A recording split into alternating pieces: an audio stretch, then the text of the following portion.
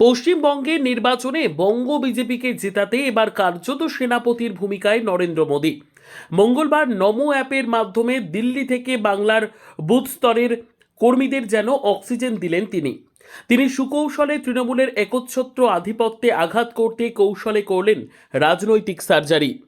নিচু তলার কর্মীদের মনোবলকে দ্বিগুণ করে শাসক দলের বিরুদ্ধে পুঞ্জীভূত ক্ষোভকে ভোট বাক্সে রূপান্তর করতে মোদি এবার প্রয়োগ করলেন তার 6 দাওয়াই। বলা ভালো, বুথ জয়ের ব্লুপ্রিন্ট ও আগামীর সমীকরণ তিনি ঠিক করে ফেলেছেন। পশ্চিমবঙ্গের ভোট রাজনীতিতে একটি প্রচলিত কথা আছে, যার বুথ তার ভোট। মোদি এবার সেই কথাকে মাথায় রেখে অত্যন্ত সুনির্দিষ্ট 6টি লক্ষ্য স্থির করে দিয়েছেন নেতাকর্মীদের মধ্যে। মোদির প্রথম দাওয়াই ছিল বুথে নজর দেওয়া। মোদি জানেন বড় জনসভা আবেগ তৈরি করে, কিন্তু বুথ স্তরের নিবিড় যোগাযোগ সরকার গঠন করে। বাছাই করা 5 কর্মীর সঙ্গে তার সরাসরি কথোপকথন দেখে বোঝা যাচ্ছে প্রধানমন্ত্রী তাদের লড়াইয়ের খবর রাখেন। এটি আসলে বিজেপির সাংগঠনিক কাঠামোর মাইক্রো লেভেল সক্রিয়তা। এই কাজ অতীতে অনেক অসাধ্য সাধন করেছে। দ্বিতীয় দাওয়াই হলো, বিজেপি বুঝেছে বাংলার মহিলা ভোটাররা বরাবরই তৃণমূলের তুরুপের তাস। মোদি সেই দুর্গে ফাটল ধরাতে ইস্যু করেছেন নারী নিরাপত্তা ও সম্মানকে। আরজিকর থেকে সন্দেশখালি প্রতিটি ক্ষতকে তিনি জনমানসে নতুন করে তুলে ধরতে বলেছেন, কারণ তাহলে অতীতের স্মৃতি ফিরবে ভোটারদের মনে। মাসিক 3,000 টাকার প্রতিশ্রুতি কথা তুলে ধরার পাশাপাশি তৃণমূলের ভয়ের রাজনীতিকে মানুষের আয়নার সামনে দাঁড় করিয়ে দিয়েছেন। তৃতীয় দাওয়াই, মোদির শিল্প নিয়ে প্রশ্ন তোলা। রাজ্যের তরুণদের ভিন রাজ্যে পাড়ি দেওয়ার দীর্ঘস্থায়ী যন্ত্রণা তুলে ধরে তৃণমূলকে পর্যুদস্ত করতে চাইছেন।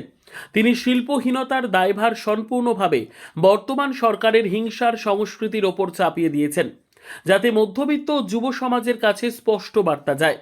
চতুর্থ দাওয়াই, বিজেপি মনে করছে মতুয়া এবং নমশূদ্র ভোট উত্তর 24 পরগনা ও নদিয়ার জেলাগুলোতে ফলাফলের অভিমুখ বদলে দিতে পারে। তৃণমূল সিএএ কে নাগরিকত্ব কেড়ে নেওয়ার ভয় দেখিয়ে প্রচার করে বাড়তি সুবিধে পেতে পারে মনে করে মোদি সিএএ কে অধিকার নিশ্চিত করার ব্যবস্থা হিসেবে তুলে ধরছেন। তিনি কর্মীদের পাল্টা প্রচারের দায়িত্ব দিয়ে তৃণমূলের ধর্মীয় ও জাতিগত মেরুকরণকে পাল্টা চ্যালেঞ্জ ছুঁড়ে দিয়েছেন। পঞ্চম দাওয়াই হিসেবে তিনি বলেন, জয়ের ব্যবধান যত বড় হবে বাংলা তত স্বস্তি পাবে। আসলে বিপুল ব্যবধানে জয় মানেই বিরোধী পক্ষের মনোবল ভেঙে দেওয়া যাবে, যাতে করে আগামী পঞ্চায়েত বা লোকসভা নির্বাচনেও প্রভাব ফেলবে। শেষ দাওয়াইয়ে তিনি টার্গেট করেছেন কৃষকদের।